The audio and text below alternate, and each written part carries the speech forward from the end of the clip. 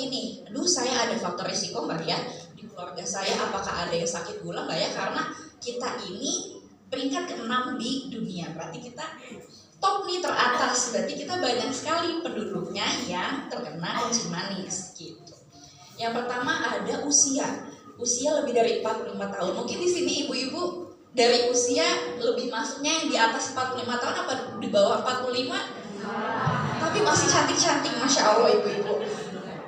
Nah, kalau di atas 45 tahun itu jika pemeriksaannya normal dianjurkan diperiksa 3 tahun sekali. Nah, kalau untuk di bawah 45 tetap dianjurkan dengan catatan yang satu ada obesitas itu kegemukan, berat badannya berlebih, kemudian ada anggota keluarga yang menderita kencing manis, ada saudara ibu, ada nenek, kakek, bapak, jadi yang turunan ke atas maupun saudara sekandung, karena itu meningkatkan faktor resiko. Kemudian riwayat melahirkan bayinya itu jadi kadang kan ngelihat bayi lucu, gemuk, gede, lucu gitu ya, tapi di atas 3,5 kilo atau di atas 4 kilo itu kurang baik juga, bilangnya giant baby, bayi raksasa. Itu meningkatkan resiko kencing manis juga terutama pada ibunya. Kemudian sindroma metabolik ini dalam artian darah tinggi, kemudian kadar lemak atau dislipidemia yang tinggi dalam darah. Oke, selain itu faktor risikonya juga tadi yang sudah disebutkan, kurangnya aktivitas fisik, kemudian ada kebiasaan merokok, suka mengonsumsi makanan kolesterol tinggi, kemudian masa kehamilannya tadi ada riwayat giant baby, dan stres dalam jangka waktu yang lama. Nah, gejalanya di sini bisa dilihat nih, sering kencing malam hari, kemudian udah makan, saya udah makan tadi jam 8, tapi kok saya jam segini udah lapar lagi ya. Haus, rasa haus yang lebih tinggi dan berat badan menurun tanpa adanya usaha untuk menurunkan berat badan. Jadi tiba-tiba dalam waktu yang singkat 3 atau 6 bulan turun hingga 10 kilo, padahal saya nggak nge-gym dok, saya nggak diet ketat. Nah itu mesti diwaspadai. Mungkin ada ibu-ibu atau bapak-bapak atau saudaranya yang mengalami gejala serupa, sempat ada yang ini kan. Oke, next. Ini ada gejala lainnya, yaitu penglihatan kabur, sering berganti kacamata, kemudian gatal-gatal terutama di sekitar kemaluan. Nah ini sebenarnya gatal-gatal ini menunjukkan adanya sudah ada infeksi, yaitu biasanya infeksi jamur. Kenapa? Karena pada tadi faktor resikonya ada kegemukan ya, ibu-ibu, bapak-bapak, obesitas. Pada orang obesitas atau kegemukan biasanya kan lipatan tubuhnya itu lebih banyak. Dimana kalau lipatan tubuh itu dia menahan panas lebih banyak, jadi biasanya orang gemuk itu mudah berkeringat. Ya, mudah berkeringat itu kan berarti kondisinya basah, lembab. Si jamur tuh seneng banget tuh di situ. Jadi makanya kok di lipatan-lipatan ya, di selangkangan atau di paha, di ketiak itu sering gatal-gatal, itu diwaspadai. Ya.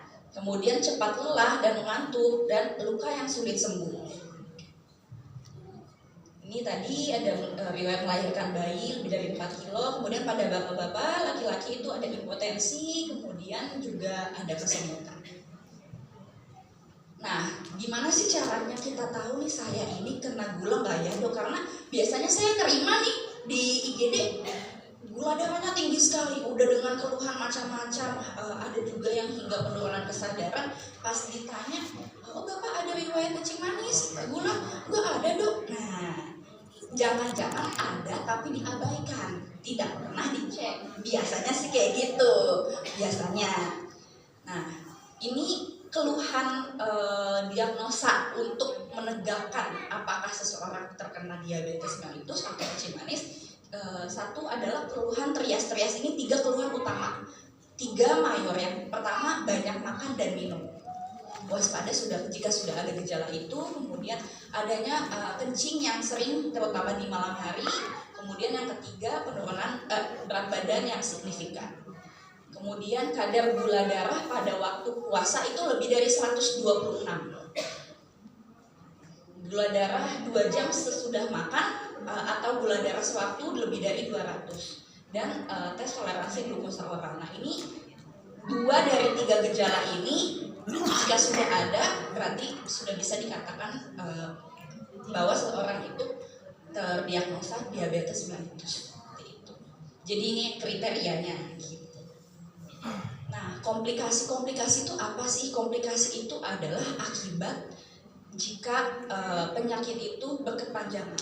Karena diabetes mellitus ini sifatnya progresif ya Bapak Ibu. Jadi dia itu sifatnya makin berat seiring dengan perjalanan waktu. Gitu. Ini ada komplikasi akut dalam artian dalam waktu yang cepat, itu hipoglikemia atau hiperglikemia. Ini dalam artian gula darahnya kalau hipo itu cenderung rendah sekali, di bawah 70 dengan gangguan adanya mudah lemas, kemudian bisa pingsan. Dan juga kalau hiperglikemia itu sangat tinggi sekali, bisa sehingga penurunan kesadaran juga. Jadi gula itu memang tidak boleh di bawah, tidak boleh juga di atas terlalu tinggi. Dan komplikasi kronis ini yang membutuhkan waktu lebih lama, bertahun-tahun. Ini ada kalau kena pembuluh darah yang besar atau makrovaskuler, biasanya itu ke jantung. Jadi penyakit jantung koroner. Jadi biasa orang dengan diabetes mellitus, apalagi dia ada hipertensi, darah tinggi, itu angka kejadian serangan jantungnya meningkat. Gitu. Kemudian penyakit mikrovaskuler, jadi yang kena pembuluh darah kecil kita tuh ada di mana-mana, banyak. Ada di mata, retina, bisa menyebabkan kebutaan. Makanya tadi gejalanya kalau misalnya udah ada pandangan kabur, padahal saya ganti kacamata, kok setahun bisa sampai 2 kali ya dok. Nah itu bisa waspada, bisa dicek. Kemudian ke ginjal, nefropati, tadi bisa hingga cuci darah gitu. Nah ini untuk ke saraf, biasanya itu tadi kan ada gejalanya itu kok luka sulit sembuh. Karena biasanya pada penderita diabetes yang tidak terkontrol, tidak terobati, dia kalau sudah sampai kena ke saraf, terutama kaki, karena kan biasa kita jalan kadang ada yang pakai sendal, ada yang nggak pakai sendal. Biasanya sarafnya itu udah rusak, udah nggak bisa ngerasain sakit lagi. Jadi kalau misalkan ketusuk jarum, kena benda-benda tajam, luka, biasanya dia udah nggak ngerasa sakit. Kita kan normalnya pasti udah kesakitan, berdarah gitu. Kalau ini dia tetap berdarah, cuma aduh kenapa ya? Mungkin ketusuk jarumnya siang, baru ngehnya pas mandi sore gitu. Berarti karena kelainan sarafnya tuh udah terganggu, makanya lama-lama lukanya itu bisa menjadi besar dan kita biasa bilangnya ulkus DM gitu. Nah itu waspada. Dan yang terakhir itu ini bisa tadi ulkus gangren. Nah gangren itu luka yang tadi tidak mendapatkan pengobatan, pengelolaan yang baik, menjadi kalau pernah mungkin melihat atau ada kerabat, dia lukanya itu sampai hitam-hitam di kaki atau mungkin di tangannya ada yang sampai hitam, berarti itu jaringannya sudah mati dan butuh pengelolaan lebih lanjut hingga amputasi. Gitu. Seberapa bahayanya diabetes mellitus. Nah ini tadi bisa sampai penurunan kesadaran. Biasanya di IGD juga saya sering ketemu nggak sadar, pas dicek gula darahnya sampai nggak kedeteksi. Betul, pas dicek darah, dicek biasa tutup yang biasa itu nggak kedeteksi. Pas dicek ternyata udah sampai 400, 600 pun pernah saya terima.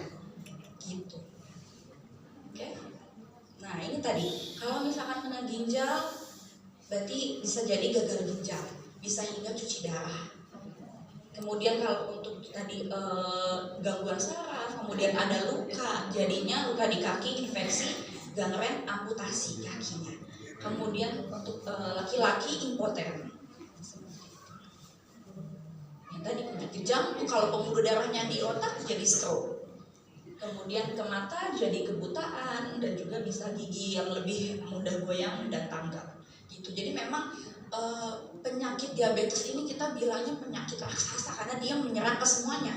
Bayangin pembuluh darah kita kan isinya darah semua ya, ibu-ibu, bapak-bapak. Jadi dari ujung kepala hingga ujung kaki bisa kena semua tuh sama diabetes ini. Nah ini next. Jadi yang tadi hipoglikemi, di mana sih cara tahunya gejalanya? Yang tadi nih bisa ada rasa lapar yang luar biasa, keringat dingin, tiba-tiba berdebar. Yang paling sering itu pusing linglung. Biasa dicek di bawah 70 atau bisa juga nggak kedeteksi kalau yang cek biasa cek cepat itu ya. Nah itu gimana cara penanganannya? Jadi segera minum air gula. Air gula ini larutan apa saja, bisa jadi air putih pakai air gula. Takarannya biasa 3-4 sendok teh. Gitu. Memang manis sekali karena hipoglikemia, namanya gula darah yang rendah, yang turun, kita harus segera menaikkannya. Gitu. Biasanya cara cepatnya selain lewat oral, minuman atau makanan. Kalau misalnya di rumah sakit kita udah langsung punya infusan tuh. Infusan isinya glukosa. Gitu. Ya, ini tadi komplikasi menahun kronis. Ini biasanya 10-15 tahun. Nah, biasanya saya terima itu misalkan pasiennya itu terdiagnosanya 4 tahun yang lalu. Tapi kok sekarang udah ada keluhan macam-macam nih. Kok udah ada gejala ke retina, ke mata, kemudian ke ginjal. Dok, katanya komplikasi ini kronis 10-15 tahun. Kok saya baru 4 tahun minum obat gula udah ada nih kayak gini. Nah, tadi saya bilang kencing manis ini dia bersifat progresif. Biasanya udah terjadi 10-15 tahun. Jadi kalau misalkan terdeteksinya 2020 sekarang udah ada keluhan, berarti sebenarnya penyakit kencing gula darahnya itu sudah jauh dari sebelum 2020 gitu. Jadi sudah bisa jadi dari 2015 atau 2010 seperti itu. Nah, makanya utamanya adalah penjaringan, screening. Kita harus mendeteksi lebih awal. Nah, ini tadi ginjal bisa hingga cuci darah, kalau misalkan jantung jadi penyakit jantung koroner, kemudian kalau otak hingga stroke, kalau misalkan kaki tungkai bawah bisa hingga amputasi. Gitu. Nah, mengobati diabetes, bagaimana sih? Yang pertama itu edukasi. Ini harus mendapatkan pemahaman dan wawasan yang cukup mengenai diabetes, yang alhamdulillah sedang kita lakukan ya hari ini. Jadi harus tahu nih pertama apa sih diabetes itu, apa saja faktor resikonya. Karena kan kalau kita tidak tahu bisa terlewat penegakannya, terlewat pula pengobatannya, terlewat pula rentetan-rentetan selanjutnya. Kemudian dengan apa? Dengan metode penyuluhan, dan itu harus berulang terus. Dan biasanya kita butuh perkumpulan, jadi supporting group. Biasanya memang kalau misalnya dalam satu perkumpulan itu kan bisa lebih saling menginfokan, mengingatkan seperti itu dan menguatkan. Nah, ini ada Persadia, Persatuan Diabetes Indonesia. Nah, yang kemudian kedua itu pengaturan makan. Memang diabetes mellitus itu sangat erat kaitannya dengan apa yang kita konsumsi, apa yang masuk ke dalam tubuh kita, apa saja yang kita makan. Biasanya ada pepatah you are what you eat. Ya betul, Wulan Guritno badannya bagus seperti itu, makan gorengan gak kira-kira tiap hari? Kayaknya sih enggak ya. Biasanya makannya buah-buahan kayak gitu. Oke, nah ini jumlahnya nih. Dari diukur tinggi badan, berat badan, aktivitas umur ini harus dicek berkala. Nah, jenisnya, memang kan makanan itu ada jenisnya, ada komposisinya, ada karbohidrat, lemak, protein, serat, semuanya penting.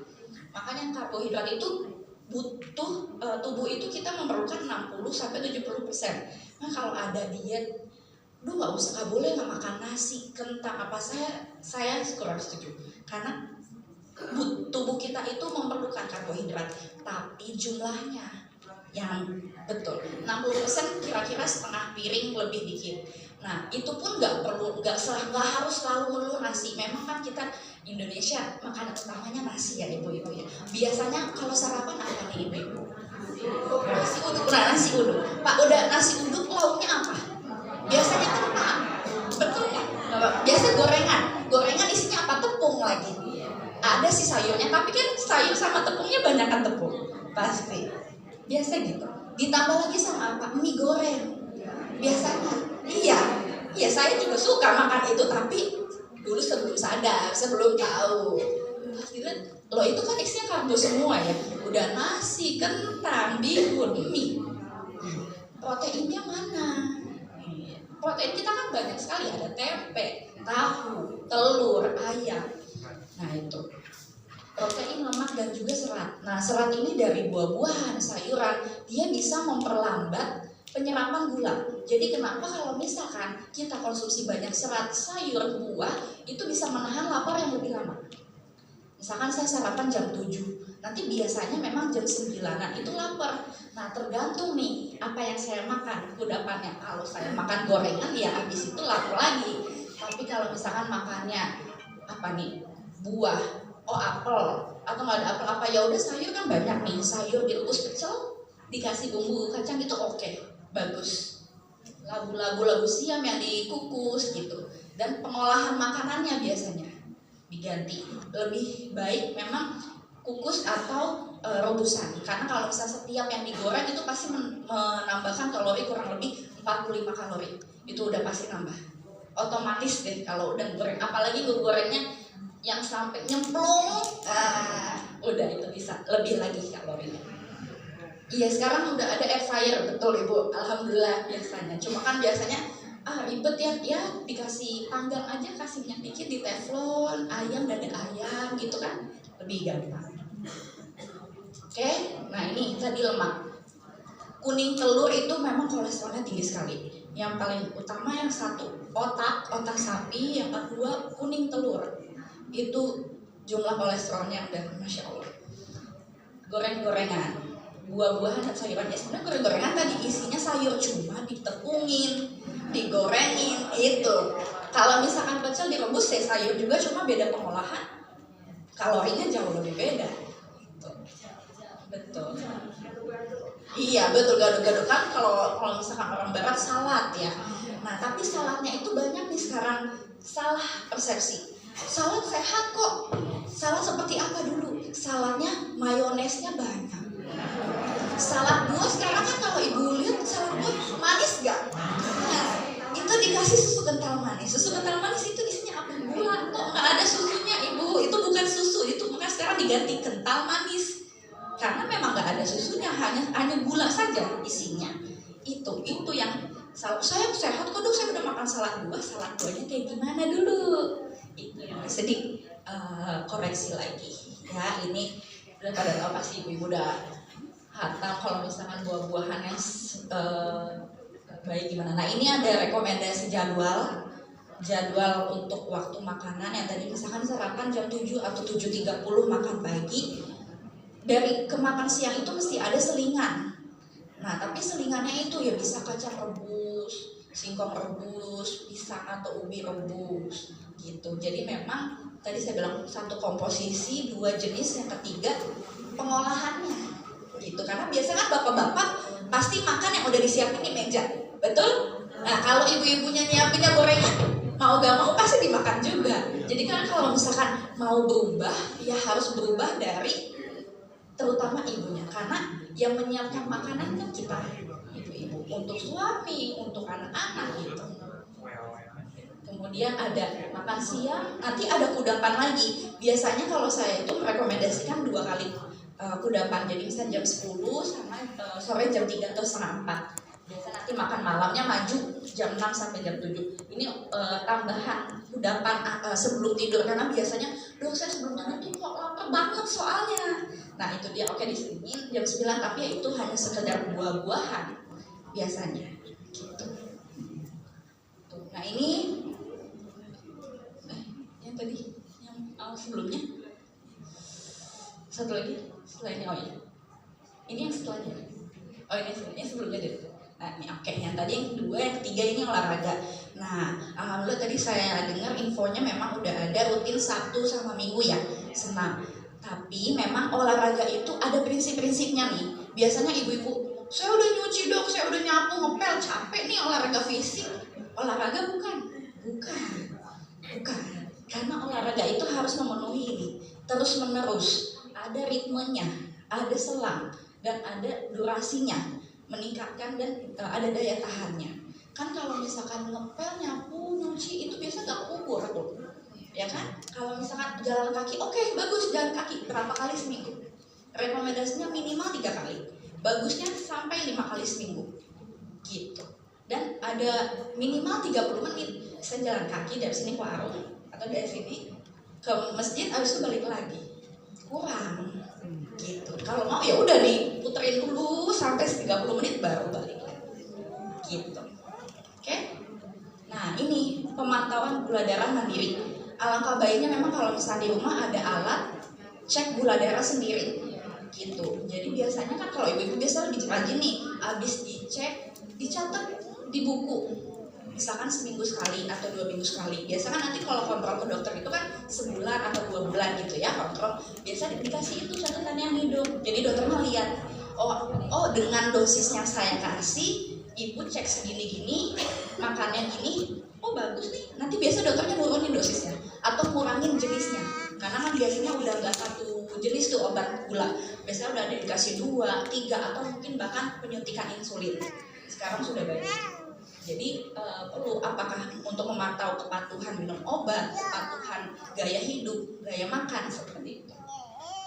Nah, ini ada pencegahan yang tadi singkatnya itu ada guloh cisar. Yang satu itu gula, glukosa, batasi penggunaan gula.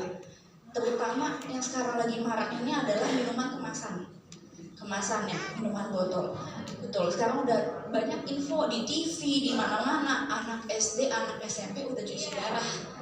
Iya, dari mana? Mereka itu kan pasti ada pengenalan di awalnya. Saya ingetin lagi, mungkin ada yang belum tahu. Pokoknya anak di bawah 5 tahun tidak boleh dikasih teh. Ya, di bawah 5 tahun tidak boleh dikasih teh, penggunaan teh.